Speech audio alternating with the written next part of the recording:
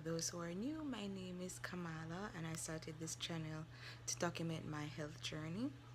If you have not subscribed, what are you waiting on? Hit that subscribe button and like and comment, and of course share with all your family and friends. So this video is part 3 of my pregnancy story. As I said in my previous videos, I had a horrendous pregnancy because I was initially misdiagnosed. So I had intense abdominal pain and I didn't know where it was coming from. I had nerve pain and nerve problems where my legs would literally give out and I would just fall. And it was sporadic. I never knew when it would happen. I could not keep anything down. I would even throw up water. I actually ended up losing a tremendous amount of weight. Um, actually lost 75 pounds in total during my pregnancy. I think I probably lost more, but towards the end of my final trimester, I was able to eat a little bit more when the baby dropped. When the baby dropped, there was less pressure on my stomach, so I was able to eat a little bit more. So my estimation is I probably lost maybe 85 pounds. But after I gave birth, the scale said I lost 75 pounds. So I'll go with that. So in my final trimester, I started to have a lot more issues breathing. At one point, when I was at the doctor, I said, I can't breathe. I need you guys to help me. And actually, there was a man there. I don't know what was his role. I think he's like I have no idea what his role was, but like he saw my condition, and because I was waiting, and he was like, somebody needs to see this woman now, and he was like getting angry with everybody because he's like, clearly something is wrong, and I said to, I was saying to them I can't breathe, and they said you need to go to the hospital right now. As I said before, I actually went home because even at the doctor's office, they told me that it's quite possible that the baby would come that day because of my condition. So I actually went home to kind of prepare. And then I went to the hospital. They did a lot of, they actually thought I was in labor. Um, the doctor, what is it called again? The head of high risk obstetrics. He actually came back when I was admitted to the hospital. He came back the next day and was like, "Oh, she's not in labor," because he saw me the day before and was totally convinced that I was in labor because of my condition. And I'm the type of person where if I'm going through something, if I'm feeling pain, no one will typically know. Like, I'll manage it well, I'll hide it well. That's just my personality. But it was just obvious that I was having problems breathing. So when they admitted me, they did a lot of tests and they found out that my iron levels were extremely low. They were actually about 6 or 7. And at the time, I didn't understand how they were making a big deal about my iron levels, and I didn't understand it until later on when people were telling me that this person died, just fell down and died when the iron levels were at the levels that I was, and I was pregnant and my iron levels were at like 6 or 7. Um, so they gave me blood transfusions. Um, they also gave me potassium. What else did they give me? Give me, sorry. Of course, they put me on um, a drip. What else? They did several ultrasounds and they did an MRI. There was a lot of medical interventions. I can't even remember all of them to bring my levels up because, as I said before, I had difficulty eating and I was taking a lot of vitamins to compensate for that, but it clearly was not enough. So I was in the hospital for probably close to a week. Um, and they actually every time I was in the hospital, they wanted to keep me longer. They did not feel comfortable allowing me to be discharged every time I was discharged. But I hate hospitals. I'm every day I'm like, when can I go home? When can I go home? And I would just annoy them to the point where they would just discharge me, basically. Um, but even though they gave me all of those medical interventions, I still had problems breathing. I had dizzy spells. So every time that happened, I would call the doctor and they would say, go to the hospital right away. So I would go to the hospital and I ended up hospitalized um, 4 times. And every time I was in the hospital, I would spend like a week or more. So that was in my final trimester. But every time I was in the hospital, I would get blood transfusions, iron infusions, potassium infusions. They would run a lot of tests. I would do several ultrasounds. I did two MRIs during all of my hospital stays. Um, they also gave me 2 steroid shots to speed up the baby's development because they were pretty sure that he would come early. So I had all of those medical interventions, which I think helped me a lot. Um, to it helped me a lot to the point where I was able to carry the baby to term. And I actually think I could have probably just went longer, um, based on how I was feeling and based on my numbers. My iron levels never really came back up to comfortable levels um, by the time I gave birth, and this was from regular iron infusions and also me taking a lot of iron supplements and trying to make sure that my diet was iron rich. I was able to bring it up to 10, which is not good. I think you have to be like 11 and above if you're pregnant. But I was able to bring it up and maintain 10, that level, for a long period of time. And I think when my iron levels especially improved, I was able to manage the symptoms a lot better. So I was able to carry the baby to full term, and I could have probably gone longer, but they were pressuring me. You need to get the baby out. You need to get the baby out. I wanted to give birth when all of my family was able to be there. So I kind of was like putting it off, and then I also became ill. I think I had the flu. I personally think I had the flu or a cold or something. They actually tested me for the flu and for the cold when I went to the hospital. They couldn't find any evidence of it, which is bizarre to me. My sister now thinks maybe it was COVID-19. They wouldn't have had a test for COVID-19. Who knows? But I was extremely sick for like 2 weeks. So that delayed, because I was supposed to do surgery. So that delayed the surgery. And then I also wanted to make sure that all my family was going to be there, for support.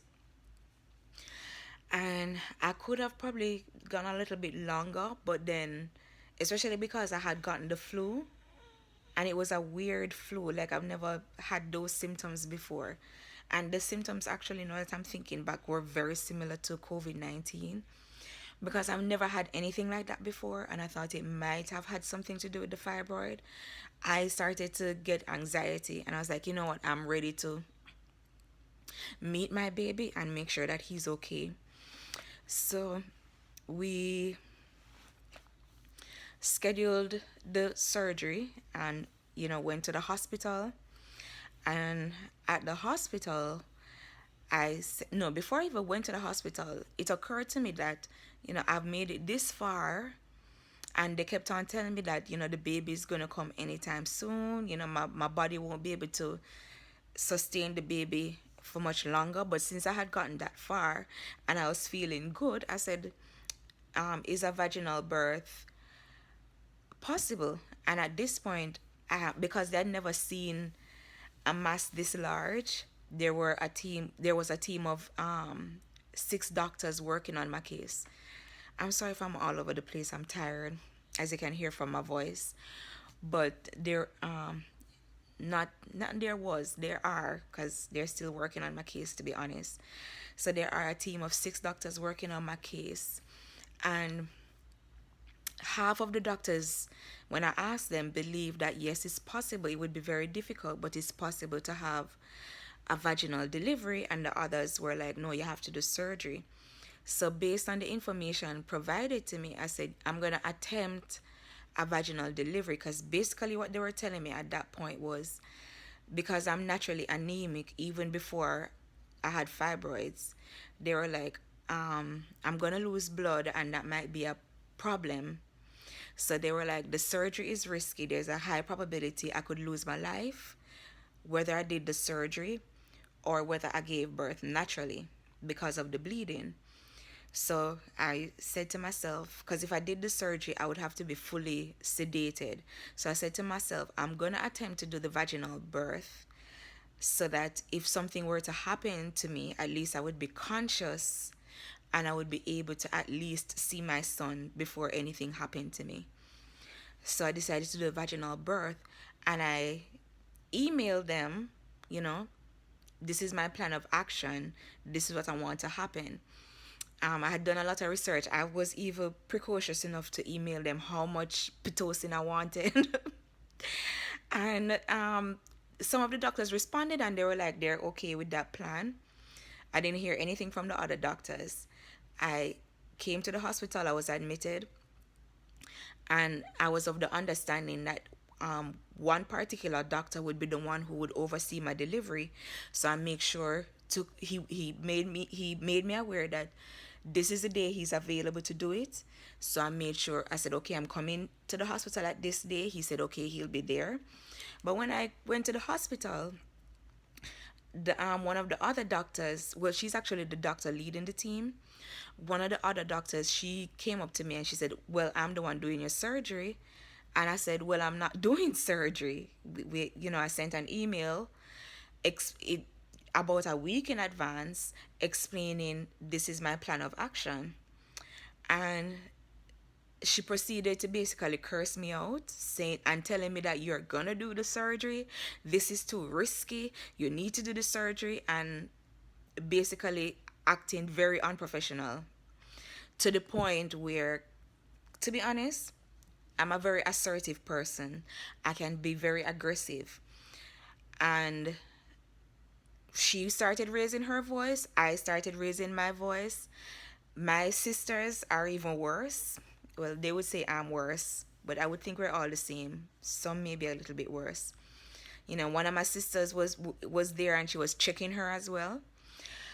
And it was to the point where the nurses ran in. They heard the commotion and they ran into the room, and they tried to articulate to her exactly what I wanted and why I wanted it. They were rock stars, to be honest. They were there defending me. They were there promoting my interests, and this doctor was just determined to do the surgery.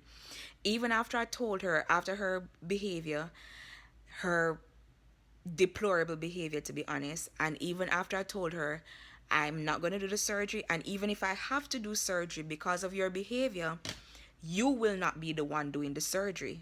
I made that very clear. Like, why would I want somebody to cut me open who behaves that way while I'm fully sedated? That's not going to happen. She would still send other doctors to try and convince me. The whole time I was there, she was sending other doctors to try and convince me. And she would actually tell the doctors that she's going to do surgery. Go and tell her this is what you are to expect. So all of these doctors were coming in. I'm like, I said I'm not doing surgery. Like, how many times should I say the same thing? So after, the nurses were defending me, after I had to let the Jamaican come out of me, she gave up. She actually emailed the coordinator for the high risk department, and the coordinator, she's another rock star. Like, she was amazing as well. She apologized on her behalf, but I never actually received an apology from her. And the nurses were like, this is what you want to do, we're going to help you do it. They were amazing, and they stuck to the plan that I came up with, my delivery plan. They stuck to it to the T. I told them I did not want the full dose of Pitocin. I literally told them how how much I wanted, as if I'm a doctor. And they said, okay, we can try it that way. And we tried it that way, and it was amazing. Because one of the things I researched is that when you take too much Pitocin, it can cause your body to have strong contractions and cause the baby to be in distress. Because of my condition, I did not want the added problem of my baby going into distress, and that would definitely push me into surgery. So they gave me the lowest dose of Pitocin possible, and it turned out, when they checked me anyway, that I was already in labor and didn't even know. So the dose of Pitocin that they gave me was extremely low. And once they reached a point where, my body was, you know, doing the contractions and they were manageable, or was contracting enough and it was manageable, they did not give me any more Pitocin. They just let the labor continue, progress naturally. And I went into the hospital at 12 p.m. They started the Pitocin at 2 p.m., 2 a.m., sorry, the next day. And my baby was born at 10:30 p.m. that day. It was a flawless delivery. The contractions were manageable. And when it came time to push, like, I honestly thought I would pass out and die and crap myself and all of that. I learned that day that I am strong, way stronger than I thought I could ever be. Because, to be honest, the labor was not that bad.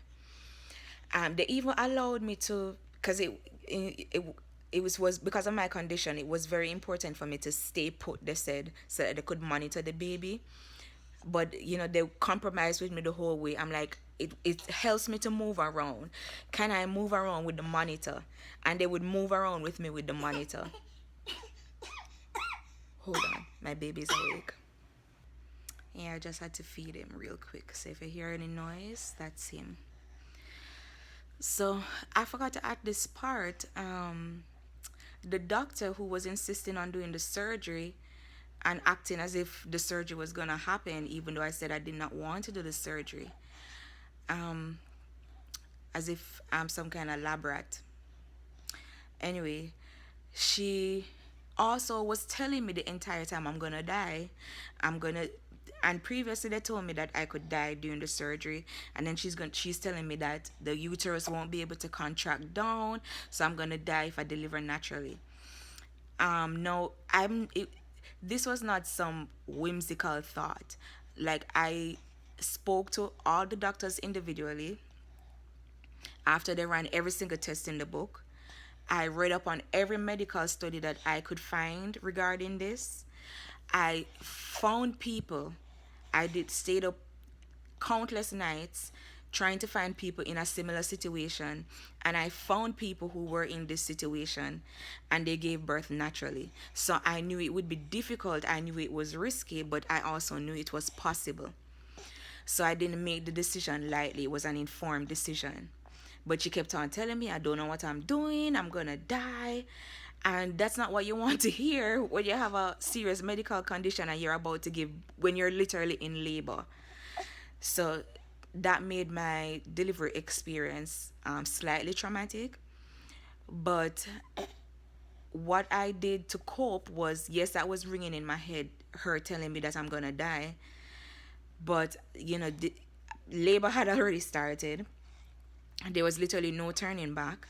So I had to just take deep breaths, like control my breathing to make sure that I did not panic, and just focus on giving birth to my baby. That's what I did. So the labor turned out to be flawless. The baby did not go into distress. Um, the baby did not go into distress. I did not bleed out. Also, I forgot this important thing. Um, because I knew based on my research that bleeding could be an issue afterwards, I asked them if there's anything they could give me to slow the bleeding, sorry. And they told me about this medication, so they did give me that medication.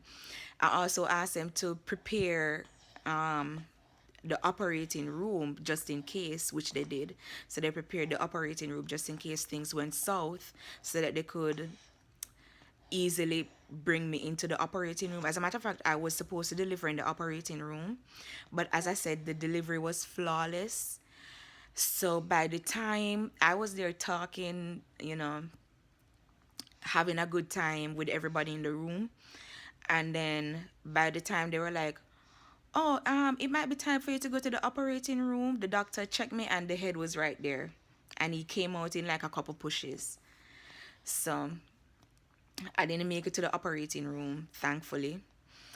And the baby came out all right. I didn't bleed out. I didn't have any excessive bleeding. There was one point I thought I was bleeding out and I was like crying out, help me. But it turned out I had peed myself.